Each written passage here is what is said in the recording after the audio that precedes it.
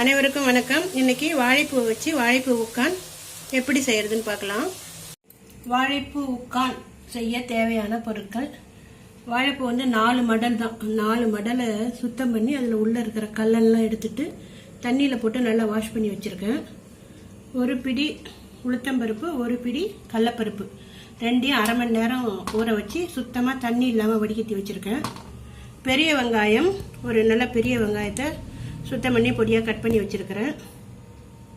பெருங்காயம் 1/4 டீஸ்பூன், கருவேப்பிலை தேவையான அளவு, எண்ணெய் ஒரு 4 ஸ்பூன் தேவைப்படும், உப்பு சுவைக்கு ஏற்ப.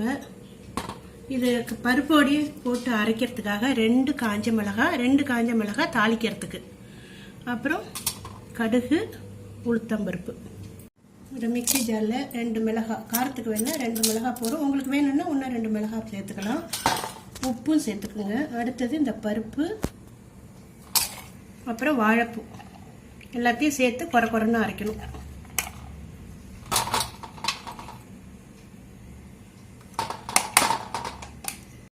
ஒரு இட்லி தட்டில் துணி போடாமல் நீங்கள் எண்ணெய் தடவி கூட போடலாம்.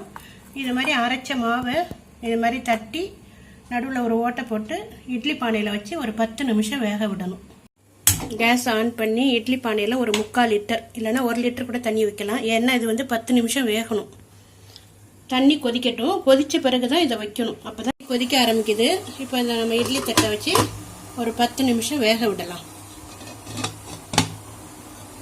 இப்போ 10 நிமிஷம் ஆயிடுச்சு. கேஸ் ஆஃப் பண்ணிவிட்டு இதை எடுத்துடலாம். எடுத்து ரூம் டெம்பரேச்சர் வர்ற வரையும் ஆற வைக்கணும். சூடு ஆறின உடனே இது மாதிரி உதுத்து வச்சுக்கணும். இனிமேல் இது இதை தாளிக்கணும். கேஸ் ஆன் பண்ணி ஒரு வானலை வச்சுக்கோங்க. அதில் ஒரு 4 ஸ்பூன் அளவுக்கு எண்ணெய் விடணும். எண்ணெய் காயட்டும். ஒரு 1/4 ஸ்பூன் கடுகு போடுங்க. கடுகு வெடிக்கட்டும். கடுகு வெடித்தோடனே காஞ்ச மிளகாயும் உளுத்தம்பருப்பும் சேர்த்துக்கணும்.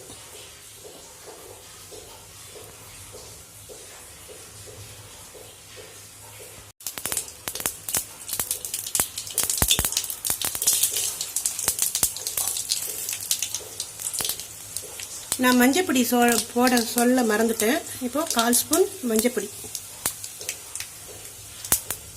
அடுத்தது பெருங்காய பவுடர்.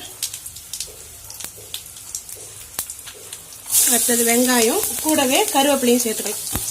இதை மிதமான தீயில வச்சு வதக்கணும்.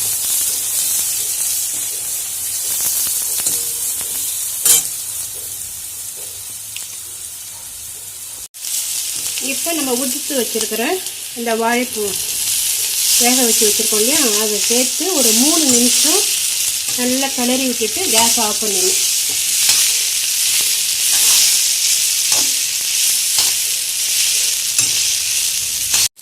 இப்பொழுது வாழைப்பூ உக்கான் தயாராகிடுச்சு.